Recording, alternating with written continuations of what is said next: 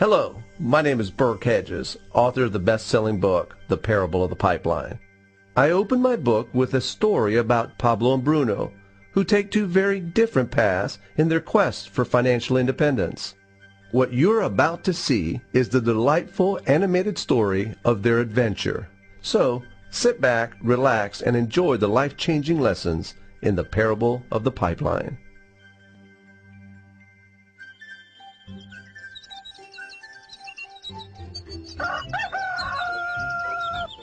Far away, in a small village, near a beautiful valley, lived two friends, Pablo and Bruno.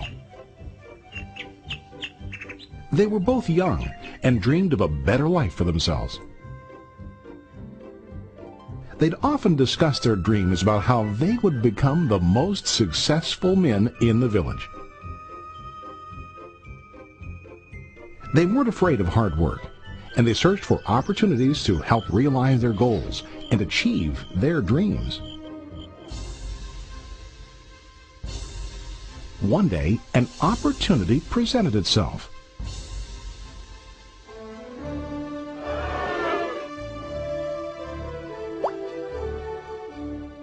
The mayor of the village decided to hire two people to bring water from a spring up on the mountain, across the valley, back down to the village.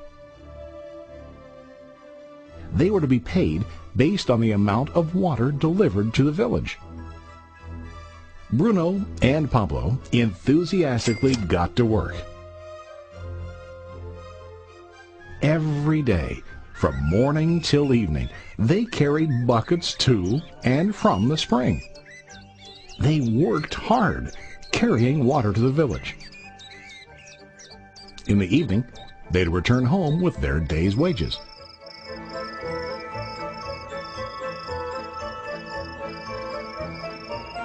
Bruno was satisfied with his work and the money he earned. He was sure that with this work he could achieve his dreams. Bruno thought that to increase his wages he could use bigger buckets to bring more water each trip.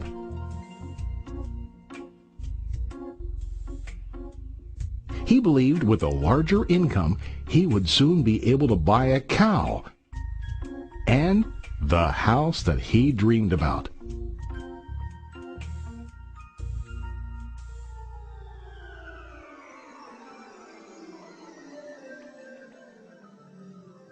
Now Pablo was not satisfied.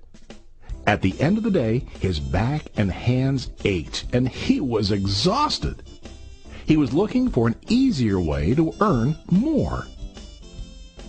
One day an idea occurred to Pablo. He imagined building a pipeline to deliver the water from the mountain spring to the village.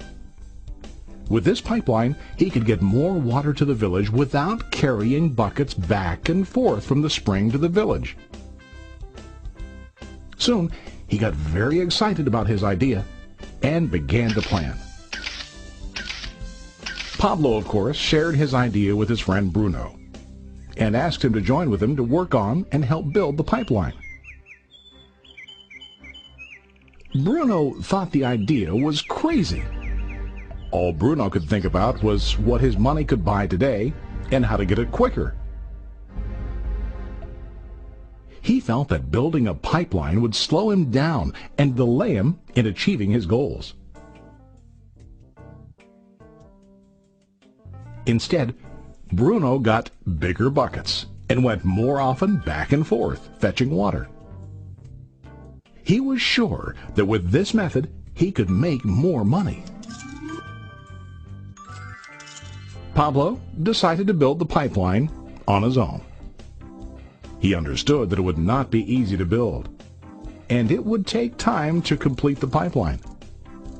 Pablo knew that it could take several years to finish, but he set his mind on his goal. Every day he worked and carried water like before. But on weekends and during his spare time, he worked hard to dig in the rocky soil and build his pipeline. In the first month, there was little to show for his work.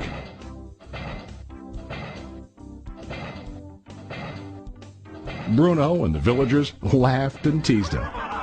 They called him Pablo the Pipeline Man.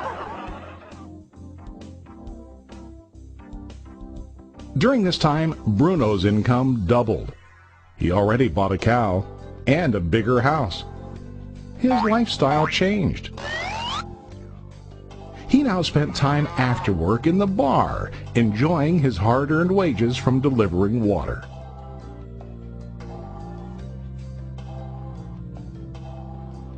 What Bruno didn't realize was that his body was starting to stoop from carrying the heavy buckets every day.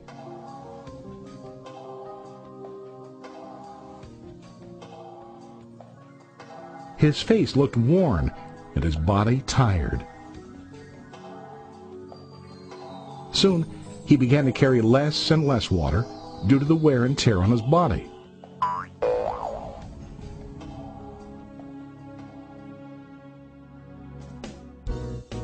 Month after month, Pablo worked. Soon a year passed, and then a second year.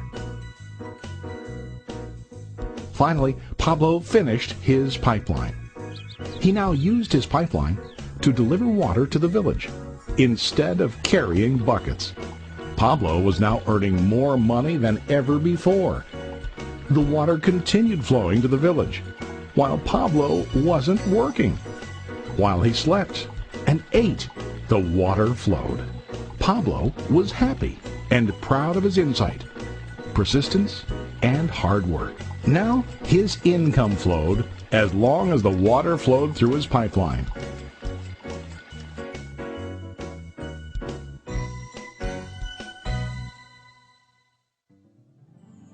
The story of Bruno and Pablo is a reflection of life.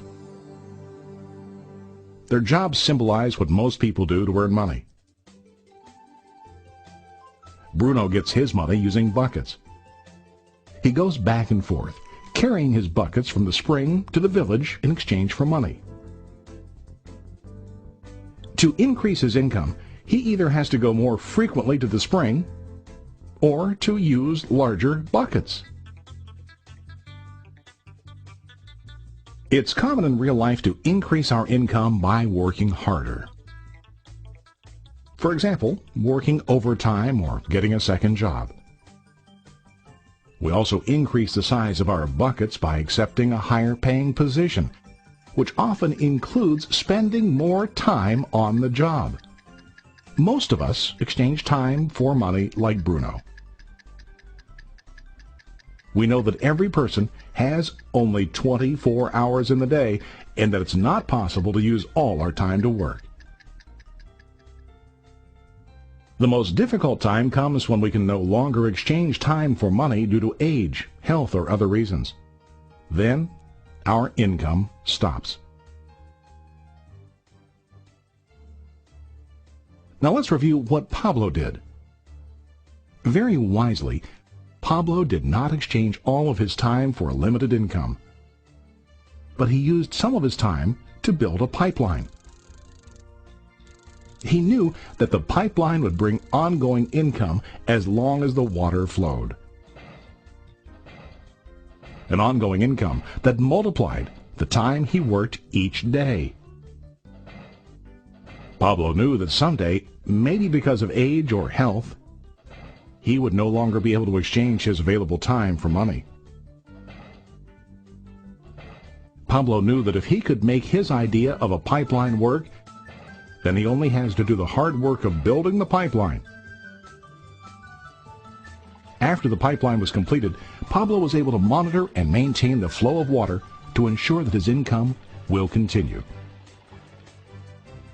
Pablo has shown us that to earn an income, we don't always have to directly exchange time for money. There really are better ways. How about you? Are you still like Bruno, who directly exchanges time for money?